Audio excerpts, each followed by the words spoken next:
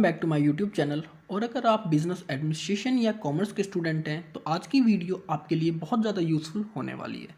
आज की वीडियो मैं कवर करूँगा ऑब्जेक्टिव्स ऑफ फाइनेंशियल मैनेजमेंट।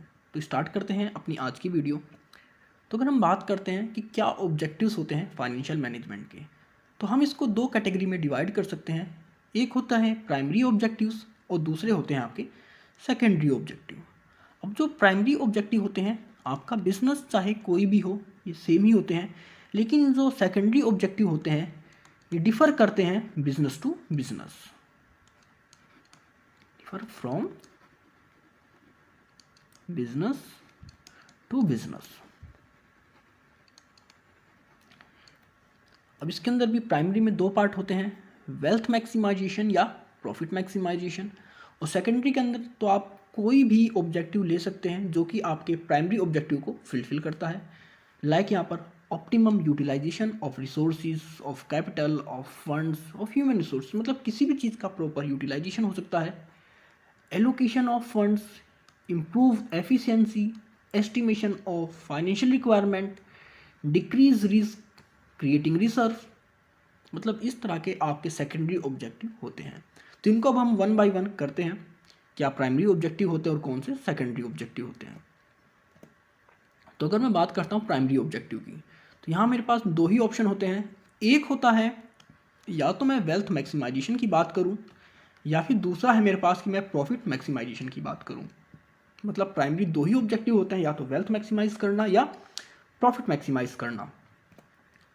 तो अकॉर्डिंग टू फाइनेंशियल मैनेजमेंट हमारे सामने कुछ कंपैरिजन है, जिसकी वजह से आज की आपकी जो भी जितनी भी लेटेस्ट कंपनीज़ हैं, एमएनसीज़ हैं, वो सारी प्रॉफिट मैक्सिमाइजेशन को इग्नोर कर वेल्थ मैक्सिमाइजेशन के ऊपर फोकस करती हैं और उनका मेन ऑब्जेक्टिव वेल्थ मैक्सिमाइजेशन होता है।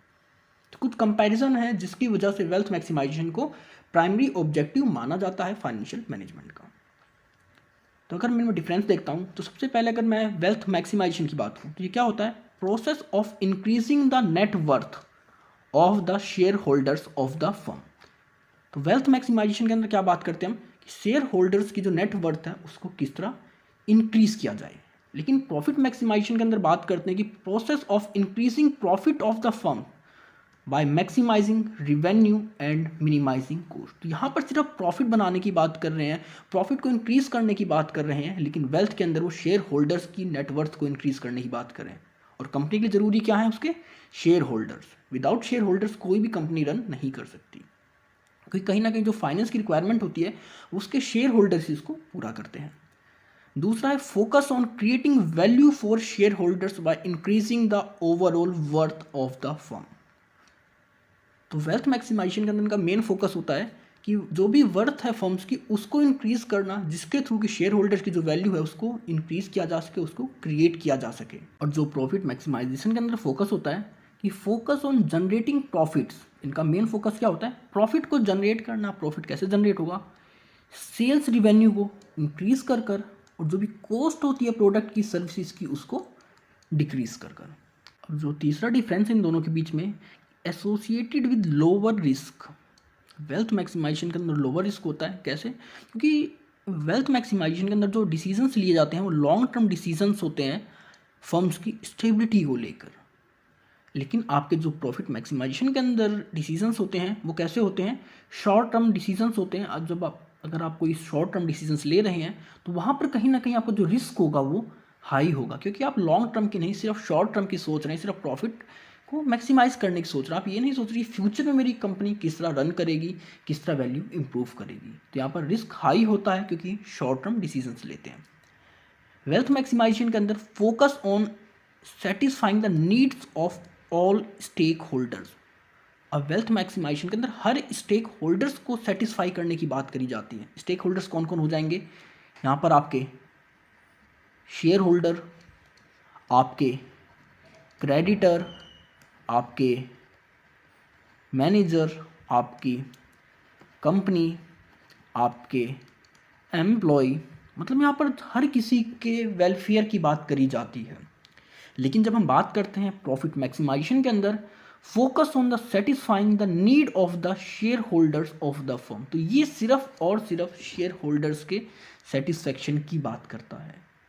तो तो इन दोनों में से डिफरेंस से आपको मतलब एक कंपैरिजन से ये तो पता लग गया कि इन दोनों में बेसिकली फ़र्क क्या है। अगर मैं वेल्थ मैक्सिमाइजेशन के इन शॉर्ट में डिस्क्राइब करूँ तो इसका मतलब क्या होता है, जो भी हमारे शेयर होल्डर हैं उनकी वर्थ को इम्प्रूव करना, रिस्क को डिक्रीज़ करना, लॉन्ग टर्म डिसीजंस को लेना, और जितने भी कह सकते हैं ऑल स्टेक होल्डर्स हैं उनके फेवर में वर्क करना। तो ये तो वर्क हैं आपके वेल्थ मैक्सिमाइजेशन के।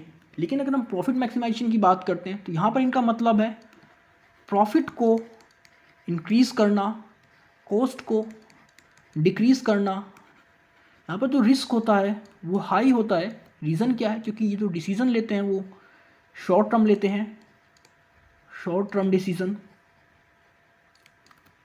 इसके साथ ही साथ इनका मेन फोकस क्या होता है कि अपनी सेल्स रिवेन्यू को इंक्रीज़ करना, सेल्स रिवेन्यू को इंक्रीज़ करना। और ये सिर्फ किसके लिए काम करते हैं, ये सिर्फ शेयर होल्डर्स के बेनिफिट के लिए काम करते हैं।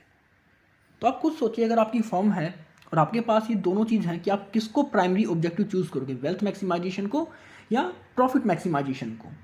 फाइनेंशियल मैनेजमेंट के अंदर इन दोनों के अंदर, दोनों ऑब्जेक्टिव्स के अंदर से प्रॉफिट मैक्सिमाइजेशन को रिजेक्ट किया जाता है और वेल्थ मैक्सिमाइजेशन को एक्सेप्ट कर इसको अपना प्राइमरी ऑब्जेक्टिव बनाया जाता है।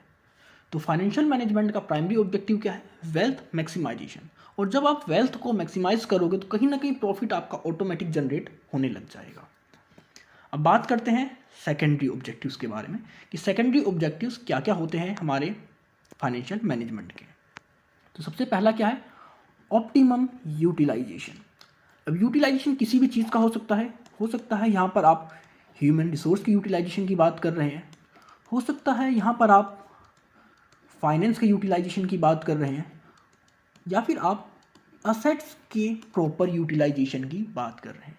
मतलब आपके पास किसी भी तरह का रिसोर्स है, चाहे वो कैश हो, कैपिटल हो, फाइनेंस हो, ह्यूमन रिसोर्स हो, उन सभी के प्रॉपर यूटिलाइजेशन का जो आपका गोल होता है वो आपका सेकेंडरी ऑब्जेक्टिव होता है फाइनेंशियल मैनेजमेंट का। सेकंड है एलोकेशन ऑफ फंड्स। अब कोई भी फर्म है उसके पास लिमिटेड रिसोर्स ही होते हैं, लिमिटेड फाइनेंस अवेलेबल होता है, लेकिन उसकी जो रिक्वायरमेंट होती है, उसके पास डिपार्टमेंट होते हैं, बहुत सारे होते हैं। एग्जाम्पल ले सकते हैं यहाँ पर आप, एग्जाम्पल किसी कंपनी के पास सिर्फ 100 रुपीज़ है, लेकिन उसके अंदर काम करने वाले बहुत सारे डिपार्टमेंट हैं। लाइक ये हो जाएगा प्रोडक्शन, ये आपकी मार्केटिंग, ये रिसर्च और ये आपका सेल्स। अब हर डिपार्टमेंट को कितना फंड्स एलोकेट करना जिसके थ्रू कि वो सारे डिपार्टमेंट्स अपने काम को स्मूथली रन कर सकें। तो ये भी ऑब्जेक्टिव होता है हमारा फाइनेंशियल मैनेजमेंट का कि सबको सही से फंड्स का एलोकेशन किया जा सके। अब नेक्स्ट आपका इम्प्रूव एफिशिएंसी। एफिशिएंसी क्या होती है, आप अपने काम को कम से कम टाइम में और कम से कम कॉस्ट में कंप्लीट करो। कि आप खुद सोचिए, अगर आपको मैं कहता हूँ आपके पास 100 आवर्स हैं किसी वर्क को करने के लिए, अगर आप उसी वर्क को 80 आवर्स में कंप्लीट कर लेते हैं तो कहीं ना कहीं आपके पास 20 आवर्स लेफ्ट रह जाएंगे। इन 20 आवर्स का यूज़ कर वो अपनी प्रोडक्टिविटी को बढ़ा सकते हैं, आप ज़्यादा प्रोडक्शन कर सकते हैं और कहीं ना कहीं वो आपकी कंपनी के प्रॉफिट को, वेल्थ मैक्सिमाइजेशन को इंक्रीज़ करेगा। तो तीसरा मेन ऑब्जेक्टिव क्या है आपका, improve efficiency. Next, estimation of financial requirement. अब एक कंपनी रन कर रही है, उसको फ्यूचर में कितने पैसे की रिक्वायरमेंट होगी, कितने फंड्स की रिक्वायरमेंट होगी, कितने फाइनेंस की रिक्वायरमेंट होगी। अगर आप इस चीज़ को पहले से एज्यूम नहीं कर सकते तो कहीं ना कहीं जब फ्यूचर में आपको उसकी नीड पड़ेगी, उसकी ज़रूरत पड़ेगी, तो आप उस ज़रूरत को पूरी नहीं कर पाओगे। इसीलिए हम एक रिजर्व बना के चलते हैं हरदम अपनी लाइफ में कि हाँ, एक बैकअप प्लान होता है। अगर मेरे को फ्यूचर में इतने की नीड पड़ी तो मेरे पास कम से कम इतना पैसा अवेलेबल होना चाहिए, इतना फाइनेंस अवेलेबल होना चाहिए। विदाउट एस्टिमेशन के हम उस रिक्वायरमेंट को पूरा नहीं कर सकते।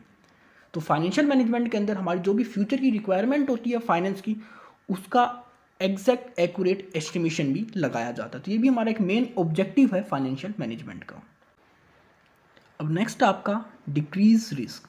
अब रिस्क को आप कैसे डिक्रीज कर सकते हैं, जब आप लॉन्ग टर्म डिसीजंस लेते हैं। लॉन्ग टर्म डिसीजंस जब आप ले रहे हैं तो आप देख रहे हैं कि फ्यूचर में कौन कौन सी कंडीशंस आपके सामने आ सकती हैं और अगर कोई ऐसी इंसिडेंट्स, ऐसी कोई कंडीशंस, ऐसी कोई फ्लक्चुएशंस आती हैं तो आप उसके लिए पहले से ही तैयार रहते हैं।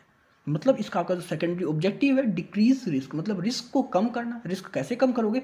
आप यहाँ पर कोशिश करोगे कि ज़्यादा से ज़्यादा लॉन्ग टर्म डिसीजंस को लो। और लास्ट ऑब्जेक्टिव है क्रिएटिंग रिजर्व। रिजर्व क्या होता है? अगर मैं बात करता हूँ, मैं 100 रुपीज़ अर्न कर रहा हूँ, तो मैं 100 को ख़त्म नहीं करूँगा, स्पेंड नहीं करूँगा। मैं उसमें से कुछ ना कुछ पार्ट को, कुछ परसेंटेज को अपने फ्यूचर के लिए सेव कर लेता हूँ। जैसे अगर आपकी सैलरी आज के टाइम में 10,000 है, तो आप 10,000 सैलरी को खर्च नहीं करते। आप 1,000, 2,000 या 5,000 को सेव कर लेते हैं फ्यूचर की रिक्वायरमेंट के लिए, कि अगर फ्यूचर में कोई एकदम से रैंडम आपको रिक्वायरमेंट आ गई पैसे की, जिसके बारे में आपने एस्टिमेटेड नहीं किया था, तो वहाँ पर आप उस अपनी रिक्वायरमेंट को इन रिजर्व की हेल्प से फुलफिल कर लोगे। तो ये होते हैं आपके secondary objective of financial management. तो पहला क्या है? आपके पास कोई भी रिसोर्स है उसका प्रॉपर यूटिलाइज करना, चाहे ह्यूमन रिसोर्स हो, आपका फाइनेंस हो, आपके पास असेट्स हो, मतलब किसी भी तरह का रिसोर्स हो उसका प्रॉपर यूटिलाइजेशन। नेक्स्ट है सबको बराबर एलोकेट ऑफ फंड्स करना, जिससे अपने वो काम को स्मूथली रन कर सकें। एफिशिएंसी को इम्प्रूव करना, जिससे आप ज़्यादा प्रोडक्शन कर सकें। फ्यूचर रिक्वायरमेंट्स का एस्टिमेशन करना, जिसके थ्रू कि आपने फंड्स को पहले से ही प्रोक्योर कर सकें अपनी फ्यूचर के रिक्वायरमेंट के हिसाब से, डिमांड के हिसाब से। डिक्रीज रिस्क, आप लॉन्ग टर्म डिसीजंस लेने होंगे आपको, जिसके थ्रू कि अपने रिस्क को आप कम कर सकते हैं। क्योंकि जब आप शॉर्ट टर्म डिसीजन लेते तो आप फ्यूचर के बारे में नहीं सोचते, अनसर्टेनिटीज बहुत हैं, वहाँ पर आपको प्रॉब्लम होएगी। बट जब आप लॉन्ग टर्म सोच के चल रहे हैं तो वहाँ पर कहीं ना कहीं आप पहले से उस रिस्क को पहले से एनालाइज कर लेते हैं, रीड कर लेते हैं, और उसको सॉल्व करने के लिए, उसको कम करने के लिए आप पहले से कुछ स्ट्रेटजीज बना लेते हैं। और लास्ट है रिजर्व बना लेना, कि अगर ऐसी कोई कंडीशन आ गई जिसके बारे में हमने कभी सोचा ही नहीं है, जैसे लाइक आपका भी कोविड आया था, तो कोविड क्या था? अनसर्टेन कंडीशंस थी जो किसी ने कभी सोचा नहीं था कि ऐसा कुछ आ सकता है। तो उस कंडीशंस के लिए हमारे पास रिजर्व होने चाहिए, तो उस कंडीशंस को, उस प्रॉब्लम को, उस टाइम को ईजिली हम सॉल्व कर सकें, उसको क्लियर कर सकें, अपने आप को सर्वाइव रख सकें। तो ये होते हैं आपके ऑब्जेक्टिव्स फाइनेंशियल मैनेजमेंट के। आई होप आपको सारे पॉइंट्स क्लियर हो गए होंगे। Primary objective, secondary objective. अगर प्राइमरी की बात करता हूँ तो प्राइमरी में हम बात करते हैं वेल्थ मैक्सिमाइजेशन की,